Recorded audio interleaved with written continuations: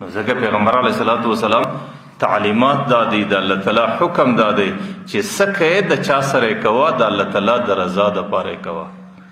د بل چا د خوشحالۍ تمه مه لره، د بل چا د شکریې تمه مه لره، او د بل چا څه د عوض او د بدلې انتظار مه لره.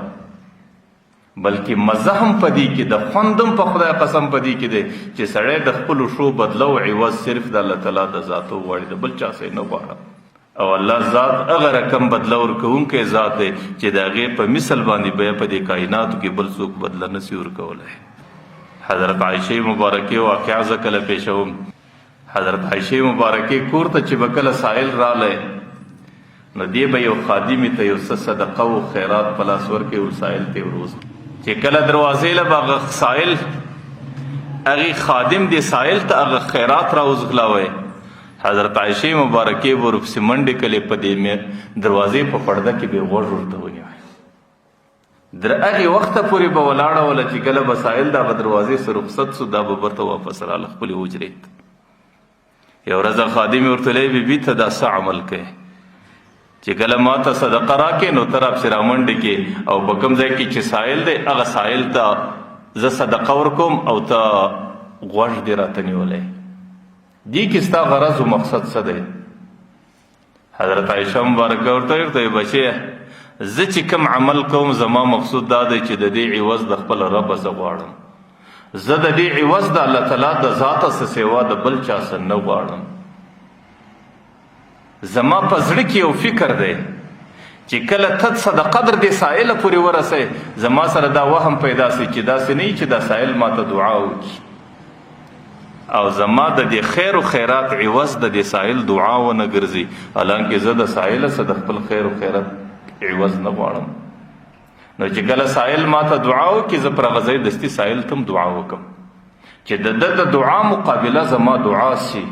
او د ده دعا زما د دې خیر و خیرات عوض نسی. زه د خپل خیر و خیرات عوض صرف د خپل رب څخه غواړم او ما ته رب بهترین عوض راکوونکی ذات دی او زه د خپل رب څخه د عوض تمه لرم او د دې څه سوا زه د بل چا څخه د خپل عوض تمه نه ساتم. نو ما درته ویل خوند خو هم په دې کې دی چې سړی کله خیر و خیرات کوي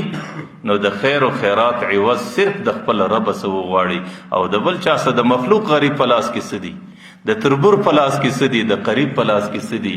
د هغې څه وس دی، د هغې څه توان دی، د هغې به څه ورکړئ او د هغې به څه عوض و بدله یي. عوض و بدله د عمل که سړی غواړي د الله تعالی د ذاته څه دی غواړي، الله تعالی په هر حال کې سړي ته عوض ورکوونکی ذات دی. او د دې سره سره وسیله رحمي د قریب سره کول دا د الله تعالی یو شرعي حکم دی. زه چې کله د چا سره څه کوم په دې نیت به کوم چې زه د خپل رب حکم پر ځای کوم. او سړی چې لمونځ کوي دا د الله تعالی حکم دی، سړی چې روژه کوي دا د الله تعالی حکم دی، سړی چې حج کوي دا د الله تعالی حکم دی. ایا د دې عوض خلک د بندګانو څخه غواړي کې د الله تعالی څخه غواړي؟ نو چې د هغوی عوض سړی د الله تعالی څخه غواړي نو د دې عبادت چې زه د چا سره احسان کوم د دې عوض هم د الله تعالی څخه غواړم. او که ته په دې نیت ورسره کوي چې زما شکریه به ادا کوي، ما ته به سبا عوض را کوي او زما سره به کښته پورته کېږي، دا وسیله رحمي نه ده، دا حسن سلوک نه دی، دا ستا د طرفه احسان نه دی.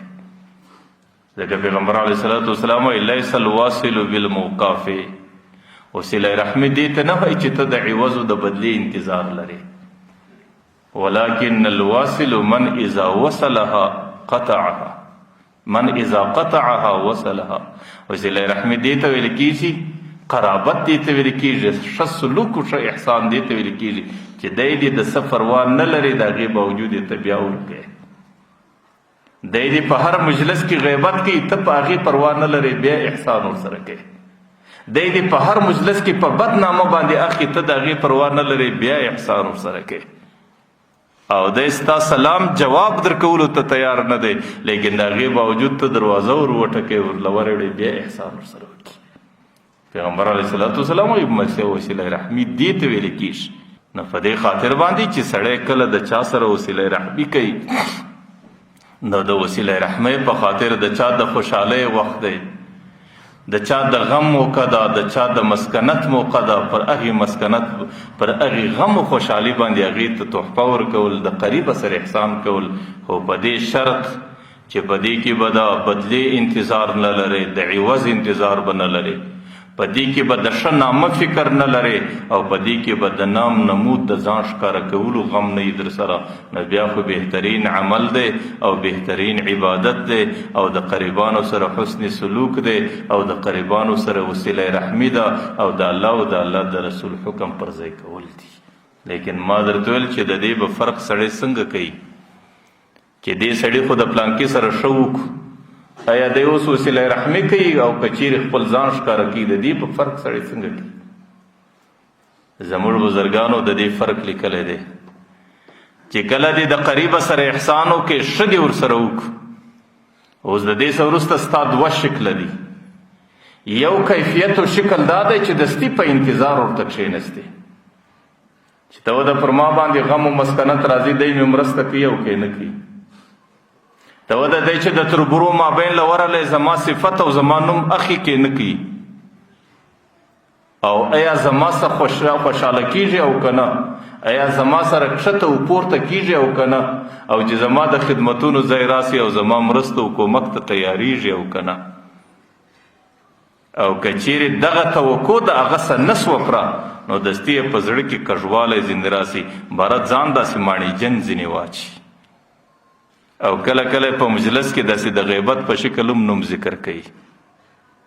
نو په دې باندې پوه سه چې د دې غریب هغې وسیله رحمي نه ده، د دې غریب هغې د الله تعالی حکم او د رسول طریقه پر ځای کول نه دي،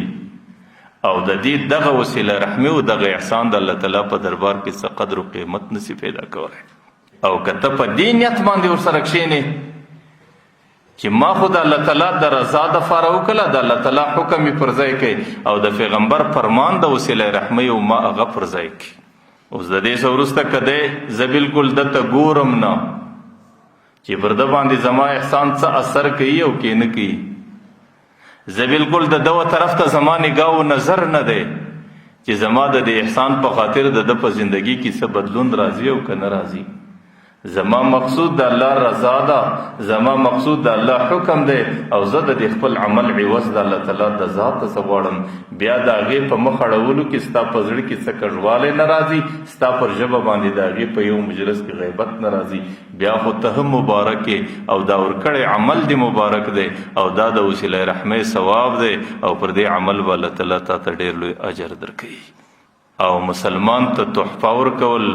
د مسلمان په خوشحالي کې د هغې سره احسان کول، او د مسلمان په غم ځان ورسره شریکول، او د مسلمان په غم کې د هغې مرسته کول، او د مسلمان په حالاتو باندې ځان خبرول، او د هغې د مسکنت په وخت کې هغې ته تحفه ورکول. دا د پیغمبر علیه السلام تعلیمات دي، او دا زموږ د دین هغه خلاصه ده.